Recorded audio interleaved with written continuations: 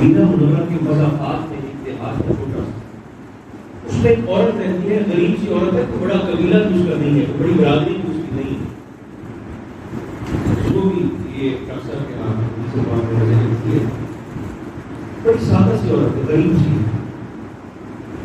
لوگ کبھی بھی خودکشی نہ کریں اگر یہ سمجھنا شروع کر دیں کہ اگر یہ تھوڑی سی تنگی رب نے مجھے دی ہے تو میرا اللہ اس حال میں مجھے دیکھ کر راضی ہوگا.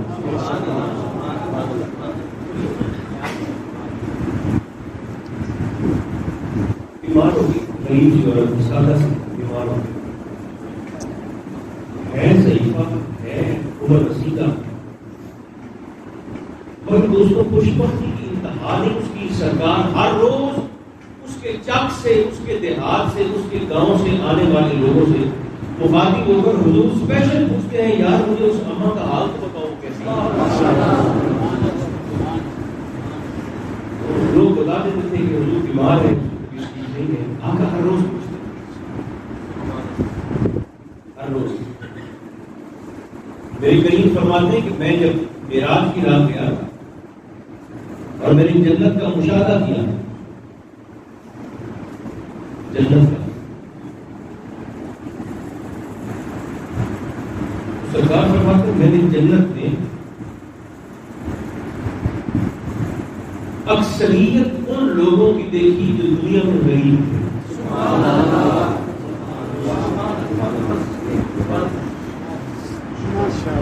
اکثریت ایک بہت بڑی تعداد، سب نہیں، اکثریت. آقا فرماتے ہیں میں نے جنت میں ان لوگوں کو دیکھا جو سارے دنیا میں بظاہر بڑے غریب سے تھے، سادہ سے تھے، معاشی لحاظ سے بظاہر ایسے ہی. دیکھیں اللہ عادل، میں گزارش یہ کرتا ہوں وہ عدل کرنے والا ہے. ایسا نہیں ہوتا کہ ایک بندے کی رات شراب کھانے میں گزری ہو اور دوسرے بندے کی رات مصلے پر گزری ہو اور قیامت میں دونوں ہی برابر کھڑے ہوں. اور شراب کھانے میں رات گزارنے والا اس مصلے پر بیٹھ کر رات گزارنے والے کے برابر آ سکتا ہے. اگر جوتے کھا کے آ جائے گناہوں کی سزا بھگت لے تو برابر آ جائے. ہاں اللہ کسی وجہ سے یا اپنے فضل سے اس کے ساتھ نیکی کا معاملہ فرما دے وہ الگ بات.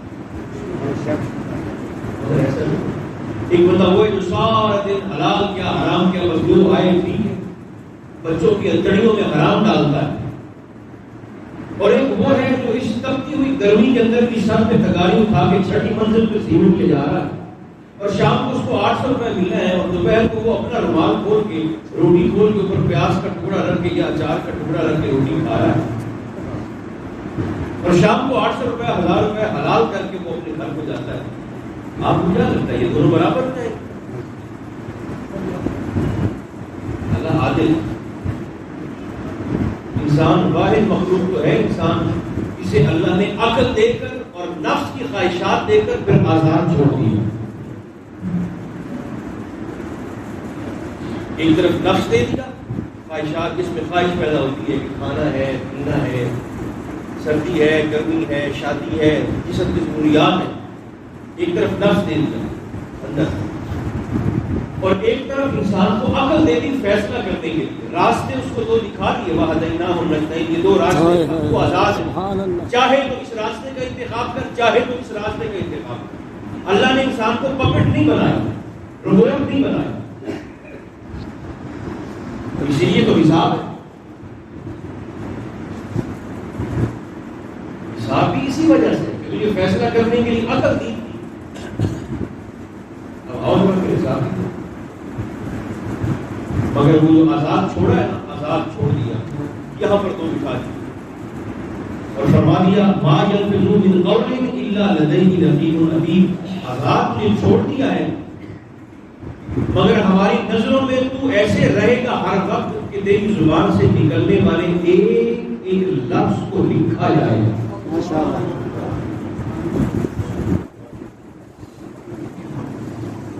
ایک لفظ کو لکھا جائے گا.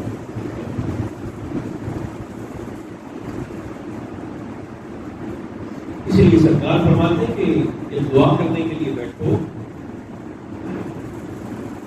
تو اللہ سے جنت الفردوس کا سوال کرو. 7 جنتیں ہیں، درجہ بدرجہ 7 جنتیں. جنت الفردوس کا سوال کرو کہ مولانا جنت الفردوس کا صحابہ نے پوچھا حضور وجہ کیا ہے؟ فرمایا اس لیے کہ جنت الفردوس کی چھت اللہ کا عرش ہے.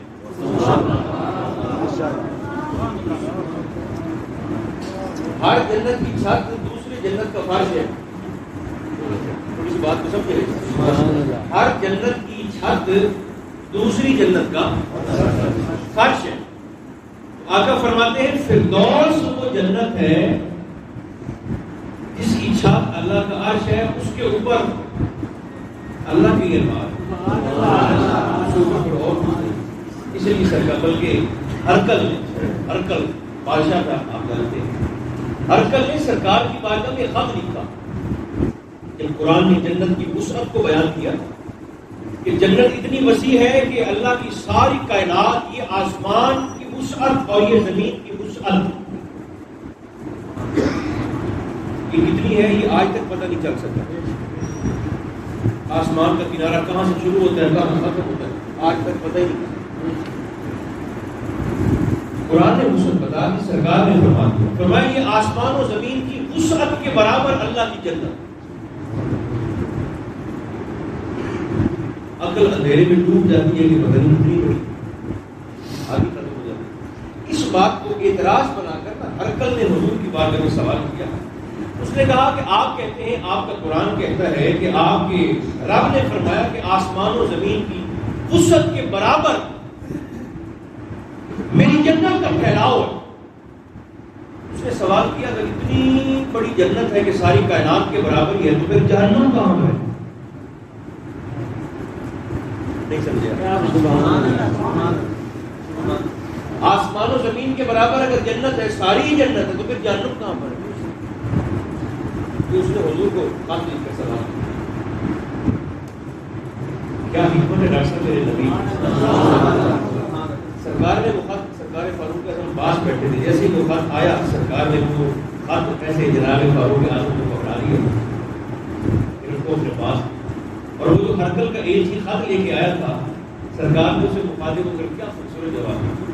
سرکار نے فرمایا تیرے بادشاہ کا سوال یہ ہے کہ اگر ساری کائنات کی وسعت کے برابر جنت ہے تو پھر جہنم کہاں پر ہے؟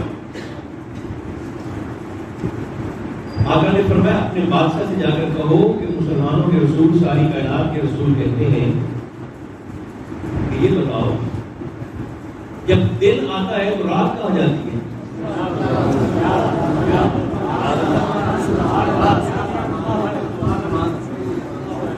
اور جب رات آتی ہے دن کہاں جاتا ہے؟ سمجھے کہ نہیں سمجھے؟ جو رب لیل و نہار کی اس قدر حکمت والی گردش پہ قادر ہے, وہ اس بات کو بھی قادر ہے کہ کائنات کے برابر جنت کو وسعت دے کر جہنم کو بھی برقرار رکھے. بلکہ بخاری و مسلم میں حدیث مبارکہ ہے کہ اس مرتبہ جنت کا اور جہنم کا آپس میں مکالمہ ہوگا. جنت کا اور جہنم ایسی باتیں کر رہی ہیں دونوں آپس میں, کیونکہ دونوں دیوار سانجی ہے دونوں, جسے دیوار آراف مقام آراف کہا جاتا ہے. جن کی نیکیاں زیادہ ہیں وہ جنت میں, جن کے گناہ زیادہ ہیں وہ جہنم میں, اور جن کی نیکیاں اور گناہ 50-50 ہیں برابر, انہیں اللہ دیوار پر بٹھا دے گا.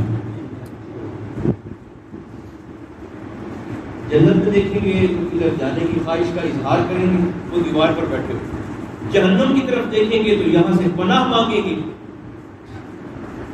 اللہ چونکہ کریم ہے. ایک دن جبریل آتے ہیں اور ان سے مخاطب ہو کر کہا جائے گا کہ جنت میں کیا دیکھتے ہو؟ ہماری خواہش ہے کہ ہمیں داخل کر دیا جائے. جہنم کی طرف کیا دیکھتے ہو؟ ہم اس سے اللہ کی پناہ مانگتے ہیں.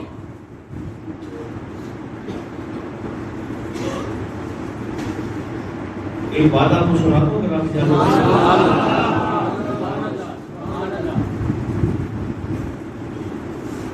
تفسیر روح البیان شریف میں سورۃ التغابن کے ضمن میں ایک روایت میں نے پڑھی ہے, میں حیران ہوں. سرکار سرکار فرماتے ہیں کہ جب میں معراج پر گیا تو مجھے جہنم کا مشاہدہ کروایا گیا. میں نے دیکھا کہ ایک بندہ جہنم کے بالکل اندر مزے سے بیٹھا ہوا, آگ کے شعلے اس کے قریب آتے ہیں, جلاتے نہیں, اس کے جیسے ہی قریب آنے لگتے ہیں آگ کے شعلے اس کے چاروں طرف سے ہٹ کے واپس چلے جاتے ہیں. آگ کی تپش کی وجہ سے ہلکا سا پسینہ ہے تو اس بندے کے ماتھے پہ آتا ہے.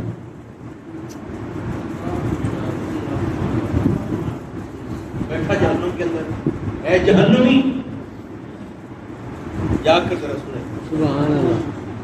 سرکار فرماتے میں نے جبریل سے پوچھا, جبریل یہ کیا ہوا؟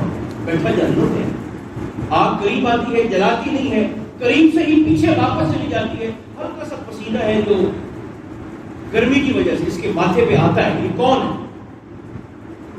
اس نے حضور جہنمی. فرمایا وہ تو دیکھ رہا ہوں. آقا مستقل یہی رہے گا؟ فرمایا وہ بھی پتا ہے کون؟ حضور اس کا نام حاتم طائی ہے.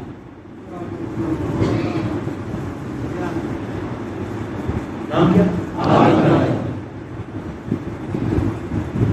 فرمایا آگ جلاتی کیوں نہیں؟ آقا اس نے سخاوت کر کے نا اللہ کی مخلوق کو بڑا پالا ہے.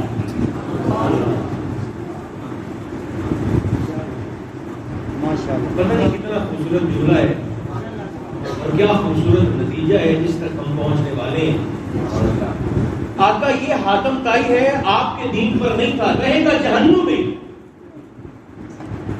لیکن اس نے سخاوت کر کے اللہ کی مخلوق کو پالا. آج اسے آگ کے شعلے چھو بھی نہیں سکتے. فیصلہ آپ کی محبت کے سبب ہے. جس نے سخاوت کر کے اللہ کی مخلوق کو پالا اسے تو آگ کے شعلے چھو نہیں سکتے. جس ابو طالب نے 42 سال میرے مصطفیٰ کو پالا ہے اسے جہنم کی آگ کا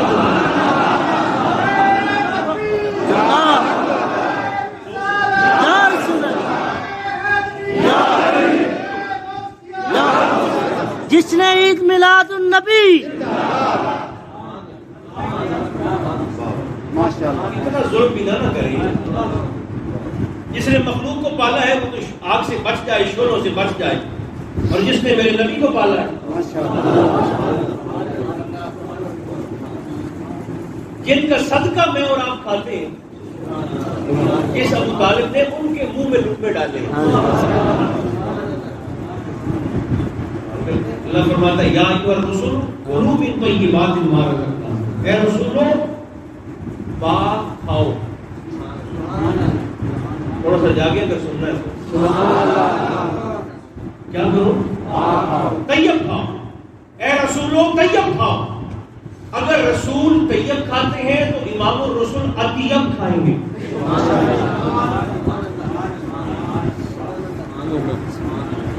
ایک مرتبہ حضرت بابا جی فرید الدین مسعود بن شکر رضی اللہ تعالیٰ آپ نے اپنے پیر صاحب کی بارگاہ میں گئے. حضرت خواجہ قطب الدین بختیار کاکی رضی اللہ تعالیٰ کی بارگاہ میں گئے تو خواجہ صاحب نے فرمایا فرید بیٹے یہاں 3 دن کا روزہ رکھو, چلہ کشی کرو. بابا جی فرید پاک نے روزہ رکھ لیا اپنے پیر صاحب کے حکم پر. 3 دن کی پیاس کی ہے, 3 دن کی بھوک ہے. تیسرے دن جب افطار کا وقت ہوا تو ایک شخص کہیں سے روٹی لے کر آیا. اس نے روٹی ایسے حضور بابا جی فرید پاک کو پیش کی. آپ نے ایک ہی لقمہ تناول کیا تو آپ کو کیا الٹی آ گئی. پیر صاحب کی تشریف لائے, حضرت خواجہ قطب الدین بابا جی فرید پاک نے عرض کیا حضور میں نے ایک لقمہ کھایا تو مجھے الٹی آ گئی, کیا ہو گئی؟ حضرت خواجہ قطب الدین مسکرا پڑے. آپ نے فرمایا مبارک ہو. حضور مبارک بات کس چیز؟ فرمایا یہ روٹی شرابی کے گھر سے آئی. اللہ کو تیرا چلہ پسند آیا. اس کی رحمت نے گوارا نہیں کیا کہ میں فرید کے پیٹ میں شرابی کے گھر سے آنے والی روٹی کا ایک بھی لقمہ جانے دوں.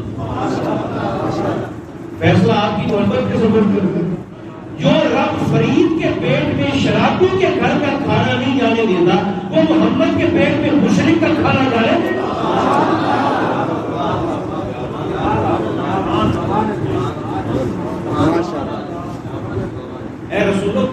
میرے نبی نے 42 سال ابو طالب کے دسترخوان سے کھائے.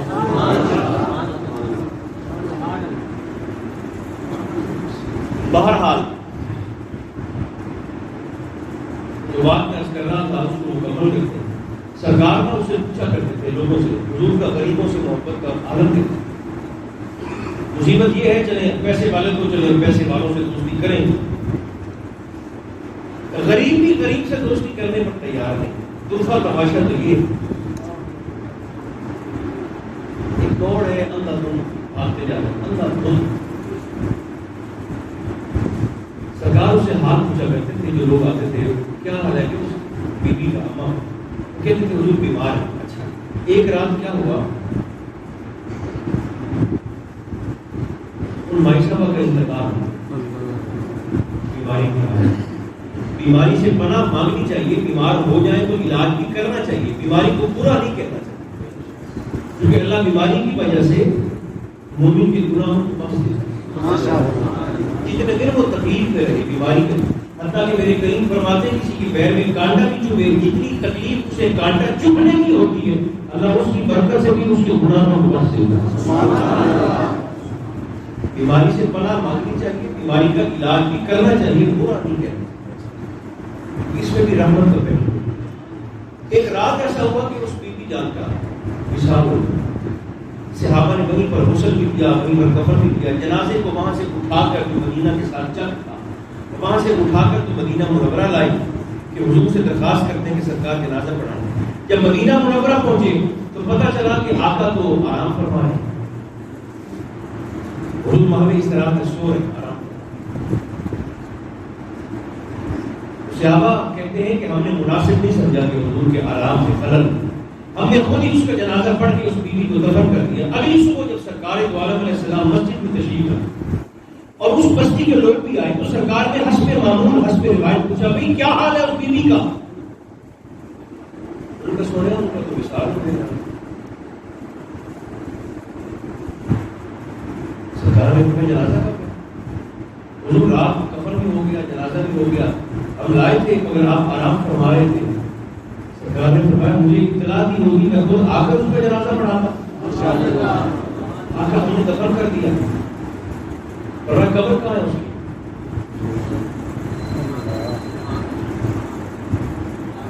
آپ نے غور نہیں کی. فرمایا اس کی قبر کہاں پر ہے؟ میرے اعلیٰ حضرت فرماتے ہیں کہ وصیت آپ نے فرمایا کہ جب مجھے قبر میں دفن کرنے لگو تو میری قبر کو گہرا کھودنا اتنا کہ میں کھڑا ہو سکوں. لوگوں نے کہا آپ نے قبر میں کھڑے ہو کر کرنا کیا ہے؟ فرمایا تمہیں کیا لگتا ہے میں نے ساری زندگی ہاتھ مان کر کھڑے ہو کر مصطفیٰ جان رحمت کے لاکھوں سلام پڑھائے, جب قبر میں مصطفیٰ تشریف لائیں گے تو میں لیٹا رہوں گا؟ میں کھڑے ہو کر اپنے کریم کا استقبال کروں. وہ کلام تو زندگی میں پڑھتا ہوں, سرکار کو دیکھ کر کے ہاتھ باندھ کے وہی پڑھوں گا مصطفیٰ جان رحمت شمع بس میں ہدایت کے لاکھ. سرکار نے فرمایا اس کی قبر کا. اب یہ خاصہ صرف میرے نبی کا قبر کہاں پر ہے؟ کے ساتھ قبرستان میں. سرکار نے فرمایا مجھے اس کی قبر پر لے چلو. سارے صحابہ کو ساتھ لیا, آ کر قبر پر تشریف لے گئے. حضور کو فرمایا, سرکار نے فرمایا یہی صفحے بناؤ اس کا جنازہ میں محمد دوبارہ سے پڑھاتا ہوں.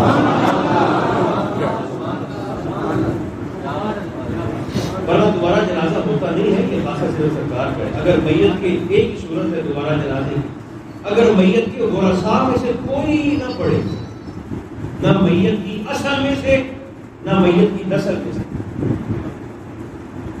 برادری میں سے کوئی بھی نہ پڑھے, صورت ایسی پیدا ہو جاتی ہے کہ کوئی بھی نہ پڑھے, اس صورت میں میت کا دوسرا جنازہ ہو سکتا ہے. لیکن اگر برادری میں سے فیملی میں سے کوئی ایک بھی شخص پڑھ لے تو بس کفایہ ہے, ادا ہو جاتا ہے. پھر میت کا دوبارہ جنازہ نہیں ہوتا, اس کا پھر اِصالِ ثواب ہوتا ہے, پھر دعا ہوتی ہے, فاتحہ خوانی ہوتی ہے, جنازہ نہیں ہوتا.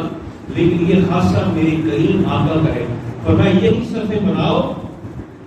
آقا اس کی قبر پر کھڑے ہیں اور سرکار نے تدفین کے بعد اس بیوی پر دوبارہ سے وہ بڑے قبیلے کی نہیں تھی, کوئی بڑی فیملی کی نہیں تھی, بڑے مالدار گھرانے سے نہیں تھی, غریب تھی. اور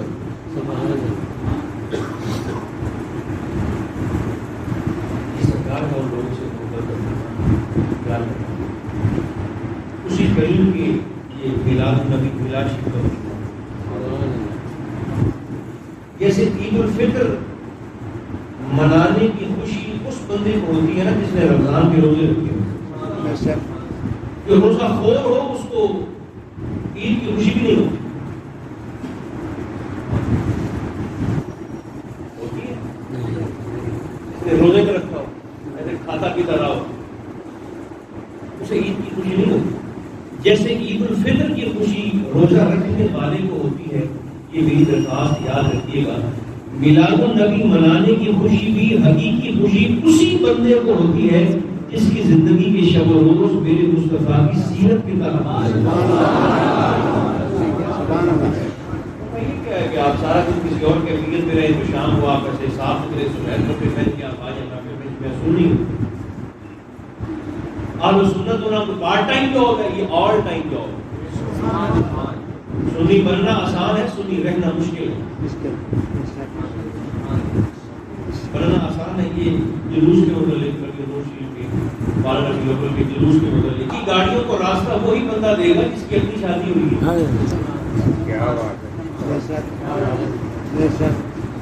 اب تو موٹر پہ پولیس بھی بارات کی گاڑیوں کے ساتھ رعایت کر دیتی ہے، 100 گاڑیاں ہوں 100 گاڑیاں اور وہ اوور اسپیڈ ہو تو موٹر پہ پولیس بھی کہتی ہے کہ آپ دیکھیں آپ اوور اسپیڈ ہے 100 گاڑیوں کو جرمانہ کیسے کریں، تھوڑی سی مہربانی کریں، جائے ضرور مگر آرام سے جرمانہ نہیں کرتے آپ کو۔ ہماری سڑک سے گزر رہی ہوں گاڑیاں تو لوگ کہتے ہیں کہ بھائی اپنے کام نبات میں کرنا، آپ بارات کو راستہ دے دیں، بارات کو